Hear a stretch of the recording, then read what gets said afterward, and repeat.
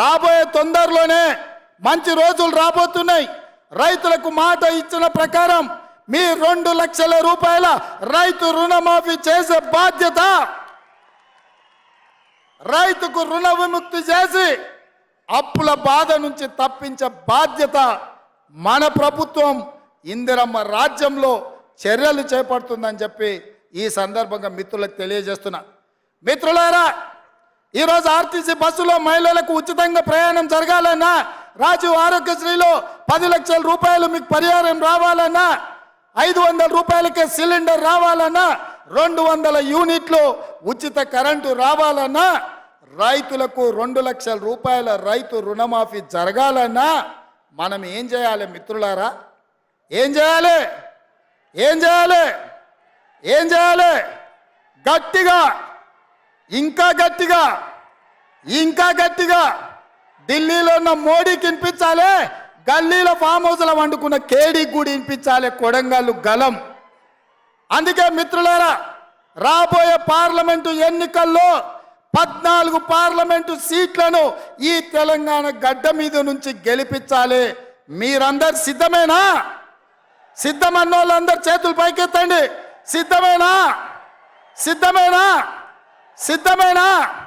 సిద్ధమేనా? సిద్ధమేనా? జై కాంగ్రెస్!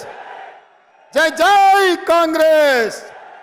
మిత్రుడు సోదరుడు వంశీచంద్రెడ్డిని ఆశీర్వదించాల్సిందిగా ఈ కొడంగల్లో 50,000 దగ్గకుండా ఆ పైన మెజార్టీ ఇవ్వాల్సిందిగా కోరుకుంటూ మీ బిడ్డగా ఎప్పుడు మీ గౌరవాన్ని నిలబెట్టే విధంగా ప్రయత్నం చేస్తా. ఎక్కడికి వెళ్ళినా గర్వంగా మా బిడ్డ, మా కొడంగల్ బిడ్డ, మా అన్న రేవంత్ అన్న అని మీరు చెప్పుకునే విధంగా, మీ గౌరవం పెంచే విధంగా నేను వ్యవహరిస్తానని తెలియజేస్తూ, ఇంత కష్టపడ్డ ప్రతి కార్యకర్తకు, ఈ మీటింగ్ను విజయవంతం చేసిన కొడంగల్ నియోజకవర్గ నాయకులు, జిల్లా స్థాయి మండల స్థాయి నాయకులకు, మండల పార్టీ అధ్యక్షులకు, సర్పంచులకు, ఎంపీటీసీలకు, ప్రతి మిత్రుడికి, చాలామంది వందలాది మంది నాయకులు, ఎంపీటీసీలు, సర్పంచులు నాకు ఆప్తులు, మిత్రులు, వాళ్ళందరి పేరు చెప్తే అర్ధరాత్రి అవుతుంది కాబట్టి వాళ్ళందరి పేర్లు చెప్పలేకపోయినా వాళ్ళందరు కష్టపడితేనే నేను ఇక్కడ ఉన్నా. ఎప్పటికీ గుర్తుపెట్టుకుంటా, ఈ ప్రాంతాన్ని అభివృద్ధి పదం వైపు నడిపిస్తా.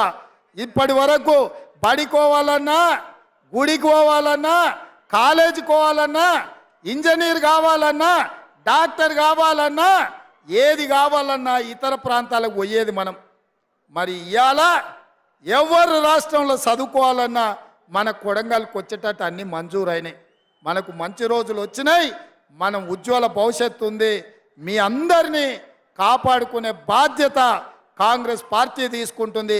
ఎల్లవేళలా మీకు అందుబాటులో తిరుపతి రెడ్డి గారు ఉంటారు, పెద్దలు గురునాథ్ రెడ్డి గారు ఉంటారు, మండల స్థాయి నాయకులు ఉంటారు. ఇప్పుడు స్పెషల్ ఆఫీసర్ని కూడా పెట్టుకున్నాం. కొడంగల్లో ఆఫీస్ ఉంది. ఏ సమస్యలు ఉన్నా అక్కడికి వెళ్ళండి. మీరు అక్కడ ఏ కాగితం ఇచ్చినా నాకు చేరుతుంది.